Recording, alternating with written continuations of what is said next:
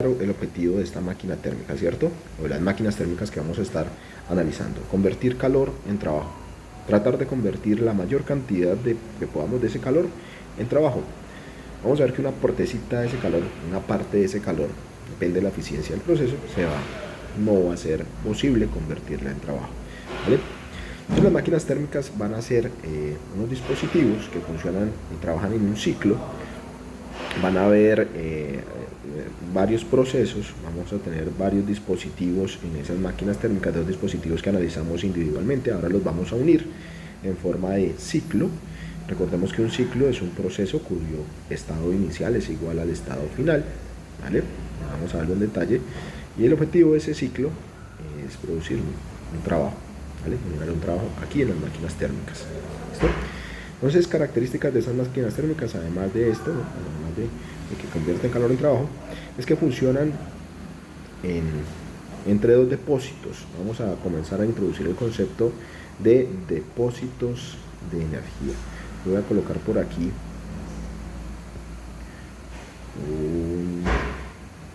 una representación de una masa o de un espacio que vamos a llamar un depósito a alta temperatura. Depósito a alta temperatura. Esa alta temperatura la vamos a llamar T sub H, ¿sí? Y por aquí el otro depósito en el que debe funcionar una máquina térmica, que va a representar un espacio, una masa, es un depósito a baja temperatura. Esa baja temperatura la vamos a llamar T sub L. T sub H para la alta, T sub L para la temperatura baja, haciendo referencia a la palabra en inglés high y low respectivamente. Entonces, ¿qué es lo que hace la máquina térmica? La máquina térmica nosotros la vamos a ubicar aquí en el medio de esos dos depósitos, es decir que esto es una máquina térmica. La máquina térmica recibe calor del depósito a alta temperatura. Parte de ese calor, que recibiríamos un calor desde el depósito a alta temperatura, que lo vamos a llamar Q sub H, ¿vale? Parte de ese calor, entonces la máquina térmica lo convierte en trabajo neto, ¿vale? Un trabajo de salida, y otra parte que no puede ser convertida en trabajo se rechaza. ¿Se rechaza ¿dónde? Al depósito a baja temperatura. Vamos a llamarlo como un rechazo Q sub L, un calor de rechazo a baja temperatura. Bien, ¿qué es ese cuento de los depósitos? Esos depósitos que vemos aquí arriba y abajo, depósito a alta temperatura, yo lo puedo llamar también depósito a alta temperatura o fuente. ¿Bien? ¿Qué puede ser ese depósito a alta temperatura o fuente? Por ejemplo, un horno de carbonización, un horno que funciona a altas temperaturas.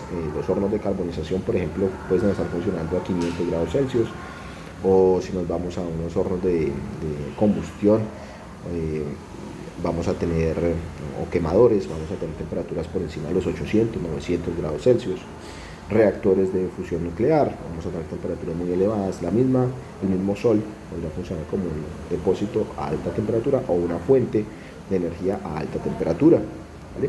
¿Cuál es la característica de esos depósitos? Que pueden ceder energía en la forma de calor sin manifestar cambios representativos o cambios significantes de su temperatura.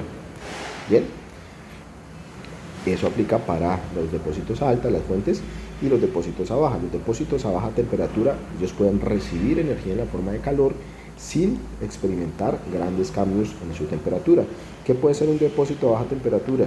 Por ejemplo, una laguna, un gran cuerpo de agua. Un gran cuerpo de agua pues tiene una capacidad calorífica muy alta, ¿sí? Y entonces puede almacenar gran cantidad de energía. Y por ejemplo, cuando se depositan desechos de una corriente a una temperatura de desechos, y por ejemplo las centrales eléctricas de vapor pueden estar de pronto rechazando calor a lagos o a ríos sin impactar, sin lograr un aumento en su temperatura, ¿vale? Depósitos a bajas temperaturas, lagunas, ríos, el mismo aire de una sala en la que estemos. Por ejemplo, un depósito para nuestras neveras, que vamos a ver que funcionan con ciclos de refrigeración. Las neveras también tienen un lugar donde se rechaza el calor, ¿vale? Ese rechazo de calor, en el caso de las neveras, podría ser ese depósito a baja temperatura. En el caso de las neveras, podría ser el ambiente que está recibiendo el calor que se rechaza de los alimentos. Entonces, depósitos a baja temperatura pueden ser cuerpos de agua, pueden ser ríos, lagunas, o pueden ser la atmósfera en la que estamos operando, ¿vale? En las máquinas térmicas, si ustedes han comenzado a construir los dispositivos que van a presentar la próxima semana, si alguien ha hecho, por ejemplo, un motor Stirling, ese motor Stirling también funciona entre dos depósitos. Hay un depósito alta, una fuente de calor a alta temperatura que ustedes están suministrando con una vela o con alcohol, que están en combustión, y hay un rechazo de calor, ¿cierto? En otra parte hay un rechazo de calor, y ese rechazo de calor está yendo ¿para dónde? Para el ambiente donde ustedes tengan operando ese dispositivo, ¿verdad? Ese es pues el ambiente de la sala donde estén. Entonces, características de esas máquinas térmicas: funcionan en medio de dos depósitos de energía, ¿vale?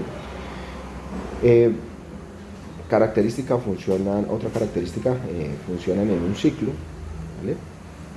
Aquí dentro, cuando yo puse aquí máquina térmica, nosotros vamos a ver que aquí dentro de ese círculo lo que pasa es que nosotros tenemos un arreglo. Nosotros vamos a utilizar diferentes dispositivos. Por ejemplo, por aquí podemos poner una caldera, por aquí podríamos colocar una turbina, por aquí podríamos colocar un condensador, y podríamos colocar, por ejemplo, una bomba. Si nosotros organizamos de la forma adecuada estos dispositivos, podemos lograr poner a funcionar una máquina térmica, ¿sí? Entonces ya vamos a ver en detalle qué es lo que está pasando acá. Eso es un ciclo, ¿no? Las máquinas térmicas, pues entonces necesitan de un fluido de trabajo. Generalmente, el que vamos a estudiar nosotros, que es la central eléctrica de vapor, el fluido de trabajo es agua que va circulando entre esos cuatro dispositivos que hemos dibujado aquí, que ya los vamos a ver en detalle. Bien, pero antes de entrar en ese detalle ahí, ustedes aquí ya pueden reparar cuál será el balance de energía en una máquina térmica, ¿cierto? Balance de energía, lo que entra en estado estacionario, todos los dispositivos y estas aplicaciones que vamos a analizar aquí, tanto máquinas térmicas como refrigeradores y bombas de calor, los vamos a analizar en estado estacionario. Estado estacionario, ¿qué es? La energía que entra debe ser igual a la energía que sale de ese sistema, ¿cierto? ¿Qué está entrando aquí? Un calor alta, ¿cierto? ¿Qué está saliendo? Un trabajo neto más un calor de rechazo. Ese sería nuestro balance de energía, ¿cierto? Aquí nosotros vamos a comenzar a jugar mucho con el tema de eficiencias. ¿Cuál es la eficiencia de una máquina térmica? ¿Cómo la podemos determinar? Pero recordemos que si eficiencia en términos generales es salida deseada sobre entrada requerida.